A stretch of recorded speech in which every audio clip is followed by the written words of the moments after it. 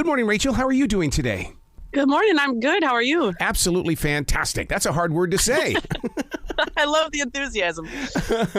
Well, what about your enthusiasm on the show? Because, I mean, you are really bringing a new sound, a new look, a new everything. And we're out here watching it. Now we want to see you grow. Sure. Yeah. I mean, the experience itself is amazing, but I'm glad that you think I'm bringing a whole new thing to it because maybe it's because no one's ever done the song that I did in my blind audition before. Yep. I'll give you that. Yeah. So I don't know. It's an amazing experience. I'm just really glad I got to do it. What was the decision to do that? I mean, because somewhere along the line, I mean, the power of yes has got to pop up somewhere. Yeah, I mean, I've been playing music in a band since I was probably 13, and I always knew it was something I wanted to do. And I watched season 21 of The Voice, and I was just, I needed to do it. It was something I didn't just want to do. I needed to do it. So I sent in some videos, and sure enough, they got back to me, and now I'm on season 23. You talk about being with that band. What is it like to be up there alone? Or is the band that's part of NBC's The Voice your band right now for the moment? I mean, in a way, sure, yeah. All the contestants, that's our band. But I am very used to being on stage and having that band member connection. So it's very vulnerable for me to be up there alone. But that was just the blind audition. And now in the battle round, I got to be up there with somebody. And not only that, but somebody that I'm very close with. So it made it a lot easier that next round. I've always been fascinated with the battle round because, you know, when it comes to harmony, it takes decades for a lot of these people. Even Randy from the group Alabama will tell you it has to be family to be the right harmony. You guys have a week together. How do you do that in just a week? Well, I think I was blessed with a partner who just can do harmonies naturally. And I've been doing harmonies with my sister since I was 5.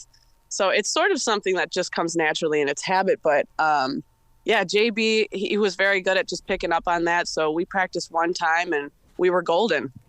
Don't you think that the performances on NBC's The Voice, when we speak of the harmonies, is that there's a lot of music that's on the radio right now that isn't about the harmony? It's that one single voice, or it's this and it's that, but it's not that togetherness or that collaboration. And you guys are reteaching us that, hey, look, there's got to be something here together. Sure. Yeah. Even when we were rehearsing with Kelly, she said, in the rehearsal, she said, you guys should make your own group even after this. Yeah, I totally And I definitely would. I'd drive down to Nashville right now and go see JB. Can you imagine being in that big old world of Nashville in the way that it's like, because the first place I had to go to when I walked into Nashville was I had to go to the museum. I had to go to the Country Music Museum because I wanted to feel the history. Sure. Yeah. You know, I was in Nashville, I think last year, and I didn't go to that museum, but I went on Broadway, of course. And it just hit every bar and had to see every artist. And man, those people are really talented down there. So yeah, it's like you walk up to one of those late night clubs and you're going, oh, this is where Keith Urban was. And then you try to envision Keith Urban up there as a total nobody, but yet he knew he was somebody. Yeah. Oh my gosh. Yeah. How has social media changed everything? Because, I mean, you know how it is these days. You know, these club owners are going, well, what's your connection? Are you an influencer? What are your numbers? I got to see your numbers. I mean, you yourself are a communications specialist. Sure. Yeah. My sister and I, because we're in Gable Girls together, a singing duo, me and her. And we were already doing pretty well. At least we thought this was pretty well when we were getting like 1,000 followers. And then after The Voice had aired, man, it just skyrocketed. Even just for me, myself, I think I got 1,500 new followers. And man, it's a totally different world. People really like care about what you're doing outside of that, you know? If you could only see what happens on my numbers when we start having conversations with you guys, I am so grateful that NBC even gives me an opportunity to do this. Oh, wow. That's awesome. So, I mean, the power of what you guys are doing on this show affects a lot of people. Sure. Yeah, and I'm just really proud to represent Wisconsin because I think I'm the only Wisconsin contestant. Yeah, my family originates from Wisconsin, so when I hear that somebody's from Wisconsin, it's like, oh my God, this is going to be fun because there's something in the dirt in Wisconsin that brings family together. Sure, yeah. a lot of cheese and beer and just happiness. Football teams, you know. Yeah, the whole thing. All the stereotypes are true. Being in that rock band, you know, while in high school, I mean, we had a great time because it gave us an open door to get into parties that we shouldn't have been at. What was the journey like for you? Well, I mean, I was pretty young when I started, so I wasn't going out to parties and everything. But yeah, I was 13, and my sister was actually the lead singer of the Orange Crush Band, and I was the backup singer. And eventually she graduated and had to go do her own thing with college and all that, so I took over as the lead singer. And I did it for 4 years, I believe, and even after that continued with another band, and that's just always been my niche, is just singing with a band. Was it a garage band? Were you guys out there in that garage, or were you in the basement?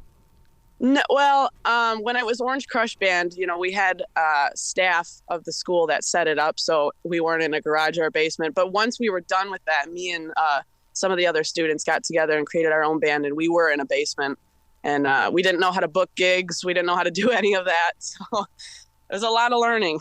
See, that's the part of the process or the story that we never get to hold on to, because I would love to know about the moments where you were, the bedroom door was closed, your legs are crossed, and you're playing that guitar, you're trying to figure something out. We don't get that story anymore. Right.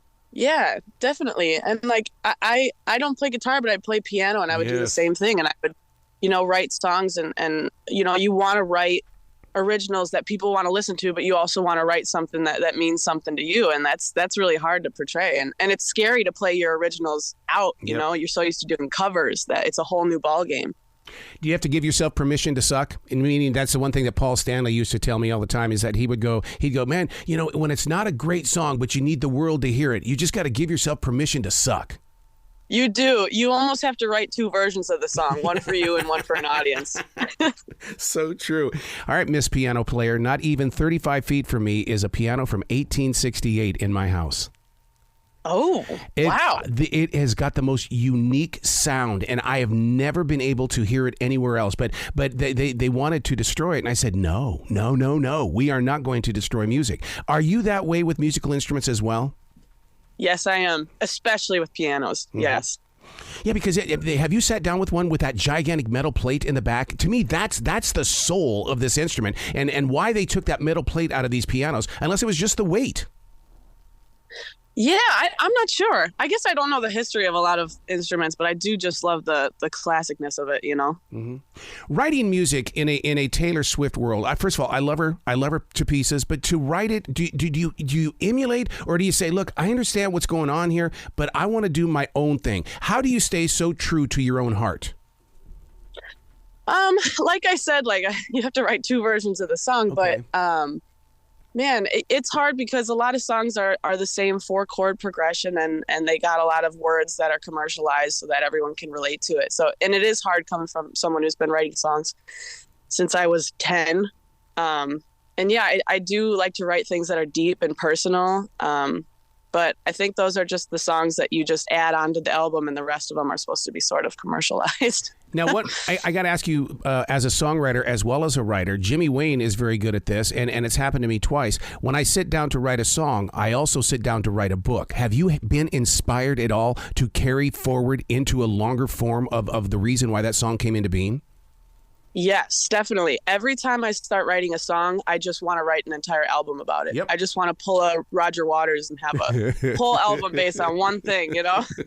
Yeah, every song I write. Can you imagine if we got back into concept albums where the whole entire concept of the album was what everybody bought into?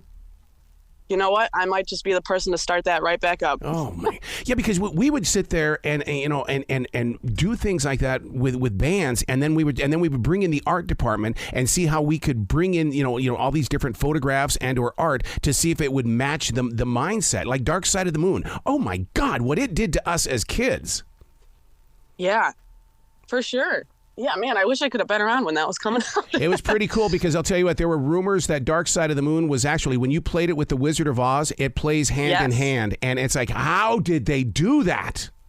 So I've heard, yes, but I've also heard that it's up into a certain point where it kind of gets cut off. But I guess apparently for like the first 30 minutes of the movie, it lines up. Yeah, yeah. So Kelly Clarkson is known as the Rebel. I can hear the rebel inside your soul. Does it feel good to be with somebody at your, when you're in rebel mode? Oh, yeah. I mean, I knew from the second I walked into that studio that if she turned around, she was going to be my coach. She is the most powerhouse vocalist. And even outside of singing, she's a really genuine person. She's really cool. Yeah, authentic. And to me, that's Yeah. what, I mean, and she's not afraid to go up and shake the hand of a real, honest to God fan or a follower or somebody that she doesn't even know. Hey, I'm Kelly. What's going on? Yeah. I was just telling in a different interview that, man, she just kind of wanders the studio and waits to find someone to talk to. But that's the best. Isn't that how we're supposed to learn? You're supposed to be like a silent wolf and just watch life and then participate with it? Absolutely. I don't even think she realized what a big deal she is. She's just the most humble human being. How did your family get along with each other, being so musically inclined? I mean, my God, I didn't get to have a blessing like that. We had 8 kids, but I was the only one that was chasing music. Right. Yeah, it's a whole new connection, It was always great. Like, I would have friends over and they'd be like, what is going on in your basement? And I was like, oh, it's just my family having band practice. Like, that was normal for us, And, me and Micah would learn something new on the piano and we'd run down there and make them stop the song and be like, I got to show you guys something. And, they didn't care. We're like 9 years old. But yeah, there was always a huge connection in the house. Everyone was always playing something. My dad was playing guitar. I was playing piano. My mom was singing. Always. I can't imagine what that must have been like, because when you're performing and you're really getting into a song and you look up and you happen to connect with your eyes. I love that moment, and I think that Fleetwood Mac just mastered that art between Stevie Nicks and Lindsey Buckingham. I loved it when they would look at each other in the eyes. Absolutely. Yeah, and the other thing is that, like, when you're playing with a band that you really know well outside of music, when you're playing and something goes wrong, you don't even have to talk to get back on track. You can almost just communicate with your eyes and be like, all right, we're just going to do that verse again to make sure we get back where we're supposed to be. And it's insane. And I can't explain it to people who haven't been in a band or don't understand that connection, because it's really a beautiful thing. How do you deal with those moments, though, when you're on stage and all of a sudden your vocal range changes and you knew in your heart there was one time you're going to go down rather than go up and it sounded better? Do you deal with that well or do you run with it? I think because I've been doing it long enough, I can handle it pretty well. But I'll tell you, there are times when I'm playing with Gable Girls with my sister where it just gets really off track. I have to sort of rewire my brain and go back to what I was doing before. But yeah, that happens often. Any Spinal Tap moments where things were like, oh my God, I can't believe this just happened. It did. Okay, live off from it. All the time. It just makes a good story, really. There's women in music is so big right now, because you can there's a series on television. I don't want to give it a plug because I want to talk about NBC's The Voice, but I want to say that what they're doing with women in music and what this woman does in this series is just unbelievable. And it's an open door for you to say, you know what? I'm living that life. I have lived that life. We are here. Let us roar. Yeah. Heck yeah. Do you feel that the change of music and how you're given this opportunity now to really, really have that stage? Yeah. I mean, I think it's cool that I'm doing sort of a different genre of music. I look up to the Lizzie Hales and, the Pretty Reckless. I love them. I love Heart and Pat Benatar. I want to, give that to people. I want to, breathe Alanis Morissette and show people that type of music, because I don't think we're losing it, but I think we're getting drowned out by other music that's not, for lack of a better word, real. I'm so jealous of you to bring up the Pat Benatars, the Heart, and the Alanis Morissettes, because being in radio as long as I have been, they were part of the journey as new performers, but you get to use them as the inspiration, and it's like, oh my God, it's like here. I mean, when Ann and Nancy Wilson of Heart first appeared on the scene, music changed, everything changed. Yeah. Oh yeah, definitely. Oh man, yeah, they are huge inspirations for me. How do you grow beyond NBC's The Voice? I know that you've got everything going with your sister, but now it's time to continue pushing yourself out there even further, because now we know who you are. Sure. I haven't really come up with a game plan yet, because I know once all of this is over, it's probably going to die down. But I really want to do something that just keeps myself out there and keeps pursuing music, which I think would be releasing an album of some sort when I'm allowed to. One of the things that I'm learning from a lot of the musicians, such as Tesla and all these other bands, is that when you're in charge of your own merch, then things begin to connect with those listeners, because when they reach out and they buy your merchandise and they know they're getting it directly from you, it changes the landscape. Have you guys jumped into that at all? Yes, I don't have any like my own merch with Rachel Christine on it, but we do have lots of Gable Girls merch, a lot of it. I mean, because that's the kind of stuff that says, oh, they're coming back. Oh, my God. Because they bought something, they're taking it home. I still have a pick from Kiss in 1977, and, they're coming to town. Okay, got to go. I have to. It's because of the pick. Yep. Yeah, and it's really cool because we play so locally that we'll be at the grocery store and we'll see someone wearing a Gable Girls shirt, and we're like, hey, that's us, Do you know what's happening down here, Rachel, in Charlotte? Is that they're letting live performances take place in grocery stores every Thursday night. It is amazing to go through a grocery store and see a live performer in there.